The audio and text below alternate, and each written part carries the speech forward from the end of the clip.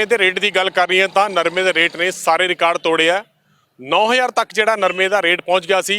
जेकर अज के रेट की गल करें तो 8000 तो 8300 रुपये जोड़ा रेट नरमे का चल रहा है। तो पिछले जेकर 5 साल या उस तो पिछले समय की गल कर ली तो 9000 रेट नरमे का कदे नहीं होया। तो इस बार नरमा खराब ही बहुत होया। गुलाबी सुंडी ने बड़ा नुकसान बठिंडा मानसा इलाके दे विच कीता। पर फिर भी जिहड़ा नरमा बचिया उसका रेट किसानों को बहुत ज़्यादा मिला। तो इस बार किसान भी किते ना किते खुश नज़र आ रहे हैं जिन्हों का नरमा इस बार बचिया। क्योंकि तुसीं देख रहे हो इस वक्त बठिंडा की ये मंडी हैगी है जिथे किसान नरमे की फसल लै गया। पर इस बारी सब तो वड्डी खबर ये सामने है कि जिहड़ा नरमे का रेट पिछले 5 साल या उस तो पहले की गल कर लीए घट हुंदा सी, यानी 5000 5500 4800 आ रेट रहिंदा सी। वो रेट इस बारी वध के जिहड़ा रेट 8000 तो 9000 तक भी गया, यानी 9000 प्रति क्विंटल के हिसाब नाल नरमा जिहड़ा इस बार विकिया। तो रिकॉर्ड टुटे ने सारे। पिछले कई सालों तो किसान डिमांड करते सी कि नरमे का रेट जिहड़ा सानू वध मिलना चाहिए, 9 तो 10,000 के मिलना चाहिए ताकि सारे खर्चे निकलन। इस बारी वड्डी संख्या में नरमेदार जिहड़ा रकबा है गुलाबी सुंडी करके नरमे की फसल खराब भी हुई है। पर जिहड़ी फसल ये हुण तुसीं देख रहे हो, ये जिहड़ी किसानां दी फसल इस बार बची है उहदे विच किसानां नूं फायदा ये हो रहा कि इहदा रेट इस वक्त जिहड़ा हैगा 8000 तो 8300 रुपये रेट हैगा। किसान ये मंग कर रहे हैं कि जेकर सरकारां यही रेट रखदियां ने तो किसानां नूं वड्डी एक आपां कह सकते हैं कि सहूलत मिल रही है या वड्डा एक फायदा किसानां नूं हो रहा है। ये जिहड़े किसान तुसीं देख रहे हो नरमे की फसल लैके इत्थे आए ने, ये ਵੱਖ-ਵੱਖ पिंडां चों नरमा आया। फसल खराब बहुत हुई है क्योंकि गुलाबी सुंडी ने अटैक किया। गुलाबी सुंडी के अटैक के कारण जिहड़ा नरमा नुकसान बहुत होया। पर जिहड़ा नरमा बचिया उसका रेट तुसीं देख सकते हो।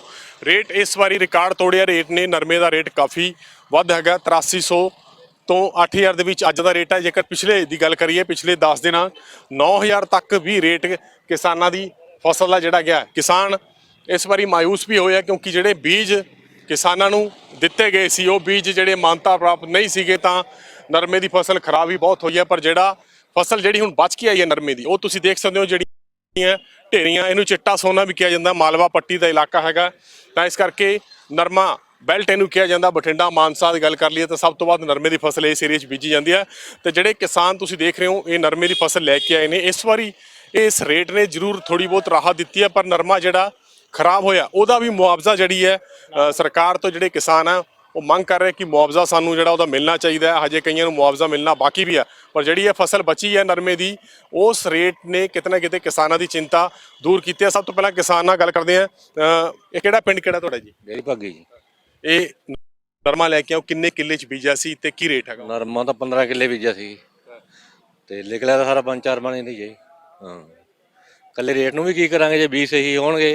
हाँ वही चीज़ है ना। स्प्रे हाँ देख लो कितनी महंगियां पईयां। 12,000 रुपये तो स्प्रे ही पहुँच गई। हाँ तो बाकी नरमा चुका चुकाई और नहीं होंदी।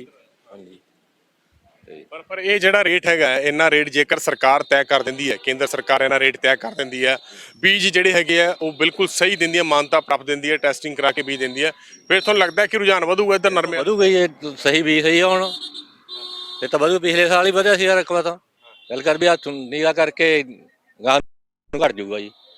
हाँ जी हुण इस बारी 8000 तो कितना रेट गया? 9000 भी गया? 9000 तक गया आम तो 8.5 तक भी गई खैर। हाँ पर ये जिहड़ा 8.5 हैगा ये किसानां दी बड़े लंबे समय की डिमांड सीगी। जेकर सरकार सुधार करदी है चाहे वो बीज होवे या नकली स्प्रे बंद हुंदे आ तां तुहानूं लगदा है जिहड़ा जमीन दा पानी थल्ले जा रहा झोने करके ਉਹਦੇ ਚ भी राहत मिलूगी, किसानों ਨੂੰ भी फायदा होगा। हाँ रकबा तो पिछले साल ही वध गया सी इस करके ही। पिछले साल भी रेट कुछ ठीक सीगा, निकले चंगे सी। गल कर भी ऐतकी माड़े भी करके सुंडी का कारण करके ऐतकी जिमीदार के पल्ले कुछ नहीं पिया। गां नूं फिर घटूगा जे रेट सही दिंदे बीज सही दिंदे तो वधूगा। बिल्कुल संतुष्ट हो इस रेट दे?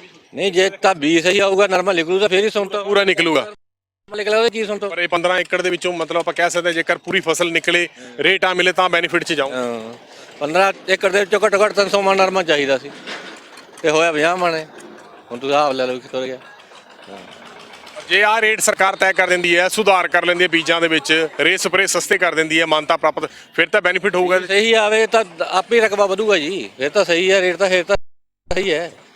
ਜੇ ਹੁਣ ਇਸ ਰੇਟ ਨੂੰ ਕਿਵੇਂ ਦੇਖਦੇ ਹੋ? ਸਹੀ ਰੇਟ ਤਾਂ ਸਹੀ ਹੈ ਕਰਕੇ ਜੇ ਫਸਲ ਹੀ ਨਹੀਂ ਹੋਈ ਰੇਟ ਕੱਲਾ ਕੀ ਕਰੂਗਾ ਹੁਣ ਕੁਆਟਲ ਨਰਮੇ 8000 ਨਾਲ ਕਿਵੇਂ ਜ਼ਿਮੀਂਦਾਰ ਦਾ ਗੁਜ਼ਾਰਾ ਹੋਊਗਾ ਹੈਂ? ਹਾਂ 1000 ਰੁਪਏ ਤੋਂ ਜਗਾਈ ਉੱਤੇ ਪਈ ਜਾਂਦੀ ਹੈ। ਯਾਨੀ ਅੱਗੇ ਸਰਕਾਰ ਨੂੰ ਸੁਧਾਰ ਕਰਨ ਦੀ ਲੋੜ ਹੈਗੀ ਹੈ। ਸੁਧਾਰ ਵੀ ਸਹੀ ਆਉਣ ਦਾ ਆਪੇ ਰਕਬਾ ਬਾਜੋ ਬੀਜੂ ਬਚੂਗਾ ਤਾਂ ਰੇਟ ਤਾਂ ਫੇਰ ਹੀ ਬਚਾਊ ਜੇ ਫਸਲ ਹੋਊਗੀ ਜੇ ਫਸਲ ਇਹ ਫਸਲ ਘੱਟ ਆ ਤਾਂ ਰੇਟ ਵੱਧ ਹੈ ਇਸ ਵਾਰੀ। ਇਹ ਤਾਂ ਦੇਖੋ ਕੀ ਹੋ ਸਕਦਾ ਵੀ ਗਾਹਾਂ ਰੂਣਾ ਦੀ ਮੰਗ ਵੱਧ ਹੋਵੇ ਤਾਂ ਹਾਂ ਪਰ ਅੱਗੇ ਜੇਕਰ ਸਰਕਾਰ ਇਹ ਰੇਟ ਤੈਅ ਕਰਦੀ ਹੈ ਤਾਂ ਤੁਹਾਨੂੰ ਲੱਗਦਾ ਬੈਨੀਫਿਟ ਹੋਊਗਾ ਸਰਕਾਰ ਨੂੰ ਵੀ ਕਿਸਾਨਾਂ ਨੂੰ? ਸਰਕਾਰ ਦਾ ਰੇਟ ਤਾਂ ਇਹ ਕਰੇ ਨਾ ਬੀਜ ਦਾ ਵੀ ਕਰੇ ਨਾ ਬਿਆਜ ਤਾਂ ਫੇਰ ਹੀ ਵਧੂਗੀ ਗੱਲ ਤਾਂ ਉੱਥੇ ਆ ਗਈ। ਬਿਲਕੁਲ ਬਿਲਕੁਲ। ਕੀ ਕਹੋਗੇ ਜੀ ਜਿਹੜਾ ਇਸ ਵਾਰ ਰੇਟ ਹੈਗਾ ਇਹ ਪਹਿਲਾ ਰੇਟ ਇੰਨਾ ਹੋਇਆ ਨਹੀਂ ਇਸ ਵਾਰ ਕੀ ਕਹੋਗੇ? ਬੈਨੀਫਿਟ ਤਾਂ ਸਮਝਦੇ ਆ ਜੀ, ਬੀਜ ਚੰਗੇ ਮਿਲਣ ਫਿਰ ਤਾਂ ਠੀਕ ਹੈ ਜੀ। ਜੇ ਬੀਜ ਨਾ ਚੰਗੇ ਮਿਲੇ ਫਿਰ ਕੀ ਫਾਇਦਾ ਜੀ। ਹਾਂ ਹੁਣ ਸਾਨੂੰ ਕੁਆਟਲ ਦੀ 2000 ਰੁਪਏ ਚਗਾਈ ਪਈ ਜਾਂਦੀ ਹੈ ਜੀ। ਇਕੱਲੇ ਰੇਟ ਨੂੰ ਵੀ ਕੀ ਕਰਾਂਗੇ ਜੀ। ਹਾਂ 250-300 ਰੁਪਏ ਦਿਹਾੜੀ ਤੇ ਚੁਕਾਇਆ ਜੀ ਅਸੀਂ। 10 ਕਿਲੋ ਨਰਮਾ ਚੁਗਦੀ ਇੱਕ ਜਣੀ। ਜੇ 20 ਮਾੜੇ ਇਕੱਲੇ ਰੇਟ ਨੂੰ ਵੀ ਕੀ ਕਰਾਂਗੇ। ਹਾਂ ਸਰਕਾਰ ਨੂੰ ਤੁਹਾਨੂੰ ਲੱਗਦਾ ਕਿ ਕਰਨੀ ਚਾਹੀਦੀ ਹੈ ਪਲੈਨਿੰਗ ਆਉਣ ਵਾਲੇ ਸਮੇਂ 'ਚ? ਕਰਨੀ ਚਾਹੀਦੀ ਹੈ ਜੀ। ਹਾਂਜੀ ਲੋਕਾਂ ਦਾ ਰੁਝਾਨ ਤਾਂ ਨਰਮੇ ਕੰਨੀ ਵੱਧ ਹੋਊਗਾ।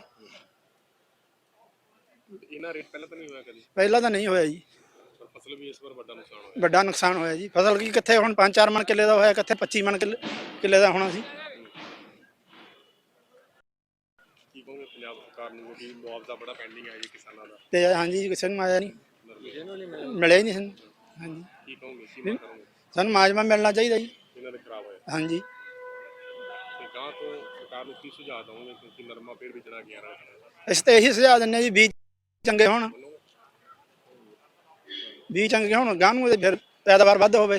ਜੇ 20 ਮਾੜੇ ਹੋਏ ਫਿਰ ਕੌਣ ਚੱਕੂ ਜੀ। ਇਹ ਰੇਟ ਥੋੜੀ ਬਹੁਤ ਰਾਹਤ ਤਾਂ ਦੇ ਰਹੇ ਨੇ ਰੇਟ ਦੀ ਇਹਨਾਂ ਰੱਖਦੀ ਹੈ ਸਰਕਾਰ। ਰਾਹਤ ਤਾਂ ਅਸੀਂ ਇਹਨੂੰ ਹਾਂ ਰੱਖਦੇ ਹਾਂ ਮੰਨਦੇ ਹਾਂ ਜੀ, ਪਰ ਨਰਮੇ ਥੋੜਾ ਹੋਇਆ ਇਹਨੂੰ ਰਾਹਤ ਵੀ ਨਹੀਂ ਕਹਿ ਸਕਦੇ। ਹਾਂਜੀ ਆਉਣ ਵਾਲੇ ਸਮੇਂ 'ਚ ਜੇ ਸਰਕਾਰ ਤੈਅ ਕਰਦੀ ਹੈ ਫਿਰ ਬੈਨੀਫਿਟ ਹੈਗਾ ਇਹਦਾ। ਫਿਰ ਬੈਨੀਫਿਟ ਹੈਗਾ ਜੀ।